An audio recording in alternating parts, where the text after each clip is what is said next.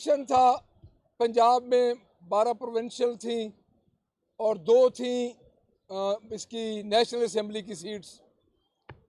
वहाँ पे जो कुछ इन्होंने किया और उससे पहले गवर्नर हाउस से जो इनकी आमजगाह है और जो इस वक्त मस्कन बना हुआ है साजिशों का, गवर्नर हाउस जिस तरह वो साजिश एहसन कारी से शुरू हुई, 3 दिन पहले वहाँ पे फार्म 45 पे प्रिजाइडिंग ऑफिसर्स को इकट्ठा करके वहाँ पे उनसे दस्तखत करवाए गए। कल सुबह जब पोलिंग डे शुरू हुआ तो मैं इधर से 158 में गया। मैंने उसी वक्त वहाँ की मैं RO असिस्टेंट कमिश्नर उनको मैंने इतला की, मैंने मीडिया को इंसारी साहब को भी मैंने इन्फॉर्म किया और भी दोस्त जो मीडिया पे, क्योंकि सिग्नल इन्होंने बंद किए हुए थे, इंटरनेट बंद था, इनको एक खौफ था कैदी नंबर 804 का कि वो जेल के अंदर बैठ के भी लोगों के पास उनकी बात पहुंच रही है, तो इन्होंने इंटरनेट हर चीज़ कल बंद कर दी थी जिस तरह 8 फरवरी को हुआ। वहाँ पे हुआ ये जी कि पोलिंग स्टेशन नंबर, ये मैं सिर्फ आपको इसलिए बता रहा हूँ कि ये मैं एक एग्जाम्पल के तौर पे बता रहा हूँ, वैसे होल सारा यही होता रहा है। वहाँ पे इन्होंने तकरीबन 12 बजे वहाँ के प्रिजाइडिंग ऑफिसर्स ने, हमारे पास रिटर्न सबूत भी मौजूद हैं, वहाँ पे इन्होंने फॉर्म 45 नहीं पहुँचाए।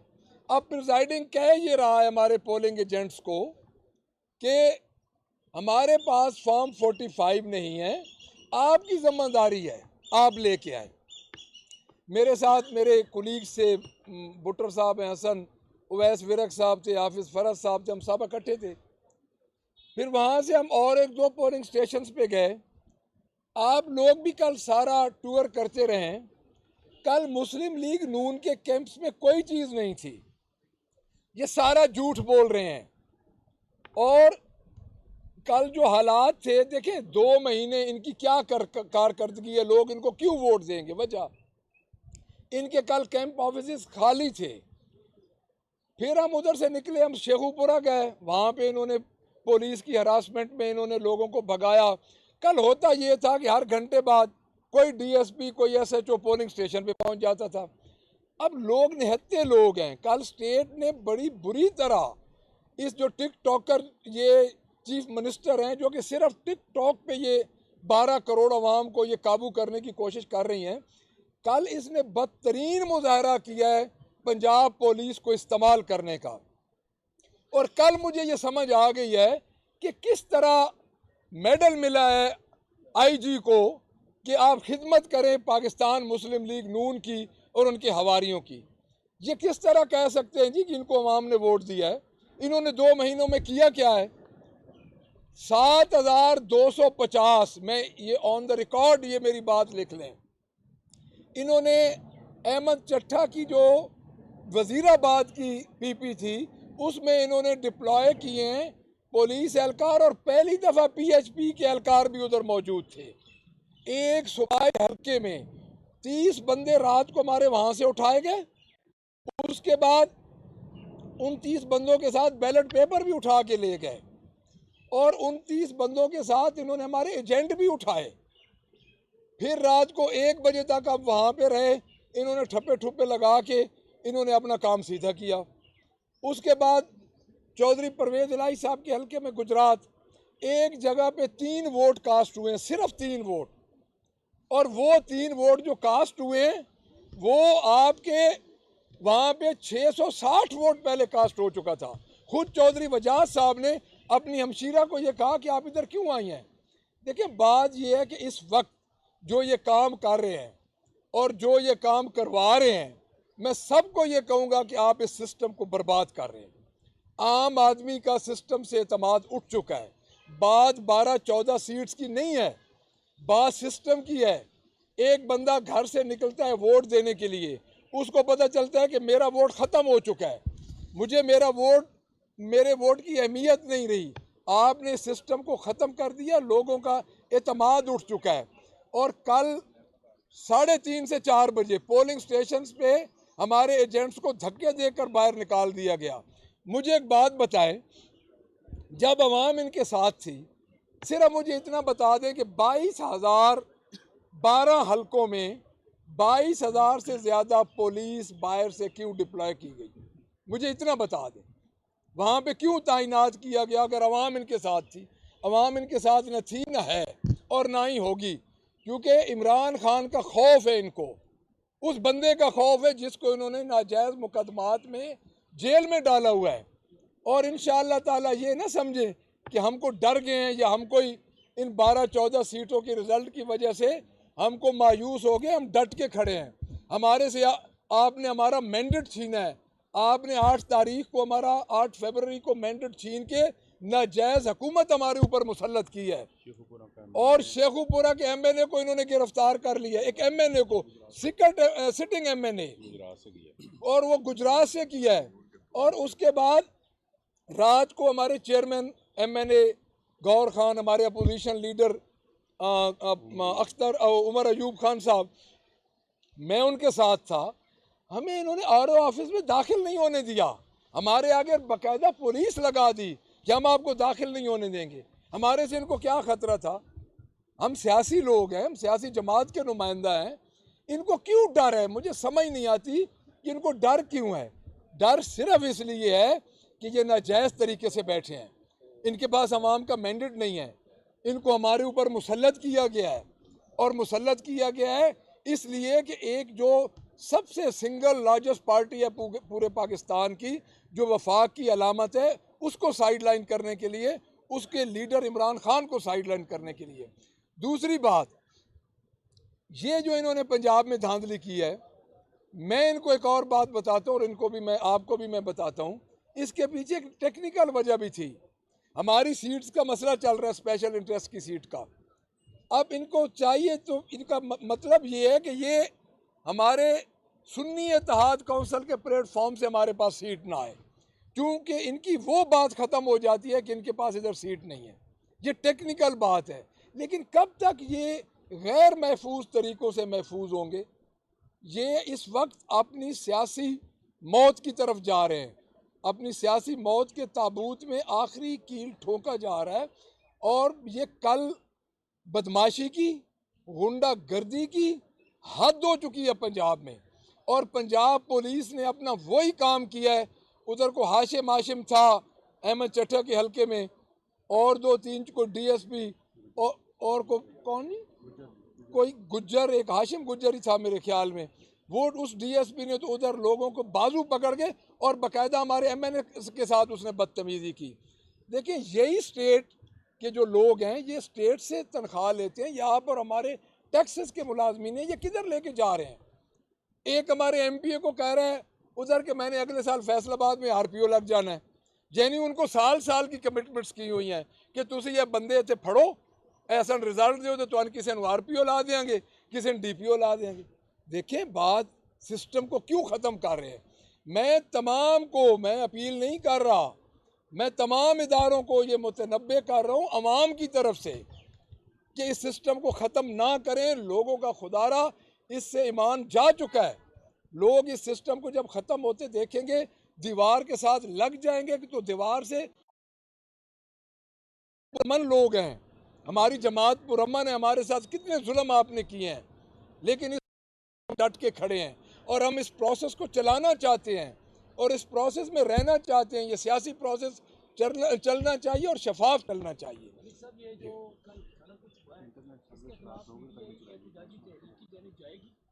देखें जी, एहतजाजी तहरीक वो तो हमारा प्लान है, ये एक नया एलिमेंट उसमें शामिल हो रहा है।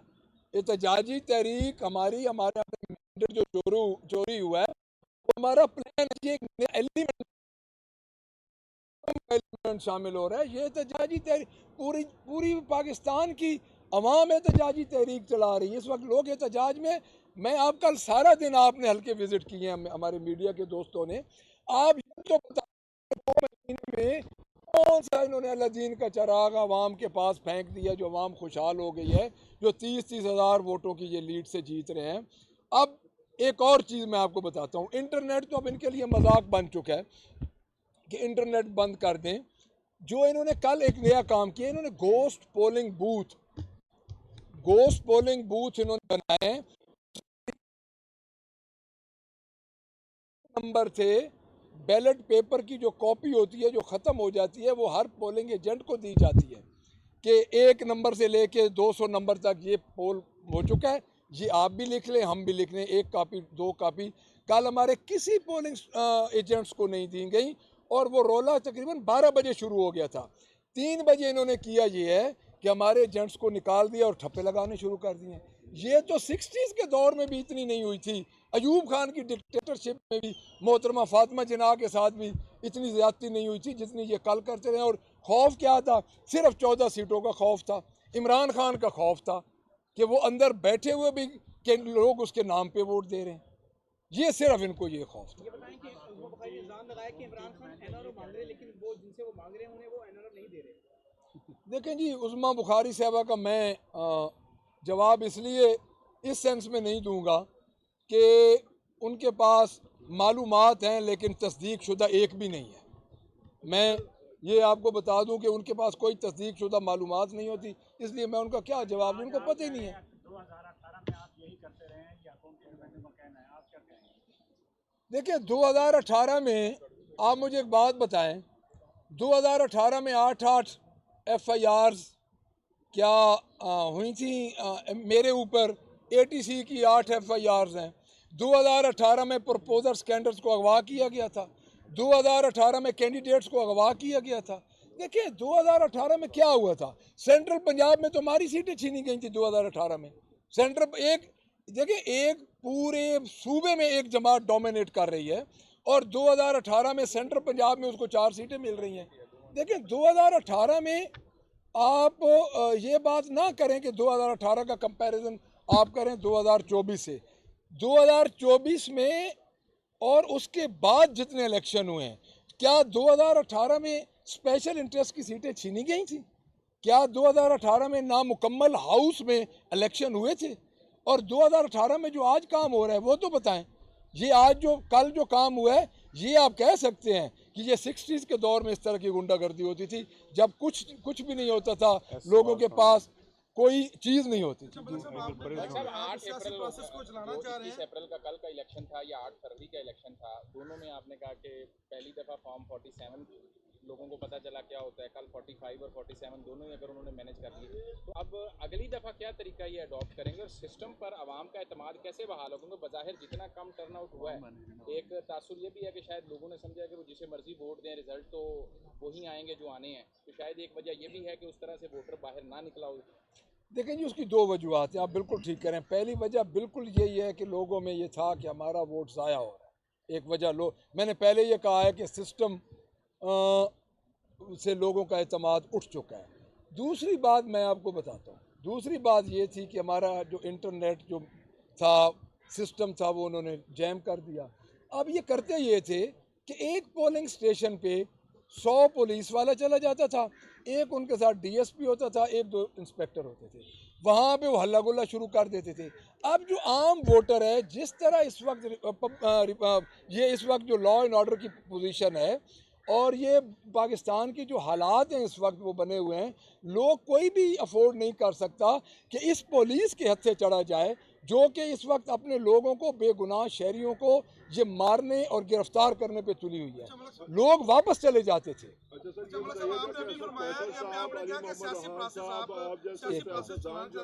जी एक आपका सबसे बड़ा मुतालबा ये है कि इमरान खान साहब को रिहा किया जाए। राणा सराना साहब ने कहा कि अगर पाकिस्तान तहरीक इंसाफ डायलॉग करे, हमारे साथ बात करे, तो हम उनको छोड़ने के लिए भी तैयार हैं। तो अगर आप भी चाहते हैं ये सियासी प्रोसेस आगे बढ़े, तो फिर क्या इस तरह का कोई यार डायलॉग हम किससे करें बताएं? डायलॉग उनसे करें जिन्होंने हमारा मैंडेट चोरी किया है।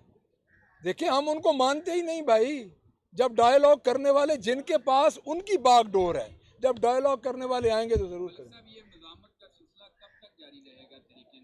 जब तक हमें अपना हक नहीं मिलता जारी रहेगा। कैसर साहब जैसे और वली मोहम्मद खान साहब जैसे लोग, आप जैसे सियासतदान कोशिश करते हैं सियासी तरीके से मामला ठीक करने की, पैगाम आता है अंदर से कि नई मुज़ाकरात करने, वहाँ पे सब कुछ डेडलॉक का शिकार हो जाता है। ये कब तक चलेगा? और दूसरी बात, जो जनरल अयूब साहब की बात कर रहे थे आप, जनरल अयूब साहब के पोते आपकी पार्टी के अभी मेन रिप्रेजेंटेटर हैं, उनके हवाले वो तो नहीं, बात ये है कि देखिए, बात ये है जी कि मैंने एक मिसाल दी है फातिमा जनाब साहब। उसके बाद जो आप बात कर रहे हैं ना अपना इसकी जो इलेक्शन हमारा ये हुआ है, ये सियासी, हम किससे बात करें? उनसे बात करें जिन्होंने हमारा मैंडेट चोरी कर दिया।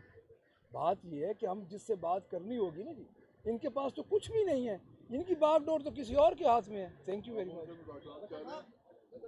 ये है कि आप आज इलेक्शन में जो रिजल्ट में नाकामी हुई है, आप इधर उधर की बातें कर रहे हैं कि आप अपनी सभों में नहीं देखते कि आप में इत्तेहाद का फुकदान था, आपस में एक दूसरे से आप दस्तों गिरबान के खिलाफ बयान दे रहे थे। नहीं इलेक्शन को फोकस किया नहीं, हमारी कोई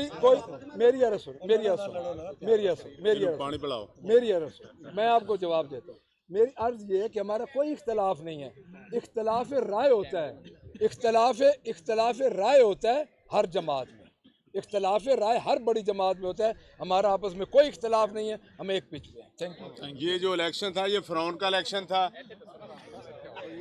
ये जो 21 अप्रैल का इलेक्शन था, ये फ़िरौन का इलेक्शन था। जिस तरह से ये फ़िरौनी तरीका इन्होंने अपनाकर पाकिस्तान तहरीक इंसाफ को, सुन्नी इत्तेहाद को हटाया है, आप देखेंगे कि आने वाले दिनों में ये खुद ही बयान करेंगे, क्योंकि इनके पहले राना सनाउल्लाह साहब और तमाम इनके जो लोग हैं वो पहले ही बता चुके हैं कि ये क्या तरीका हो रहा है।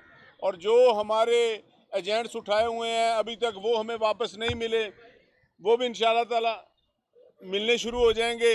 तो ये जो इलेक्शन है, ये इलेक्शन ऐसा इलेक्शन आपने मीडिया ने भी पहले ज़िंदगी में नहीं देखा होगा, जिसमें जितना मीडिया गिरफ्तार हुआ है, जितने आपके यूट्यूबर गिरफ्तार हुए हैं, इतने पाकिस्तान की तारीख में पूरे पाकिस्तान में नहीं हुए जितने इन ज़िमनी इलेक्शन में हुए हैं।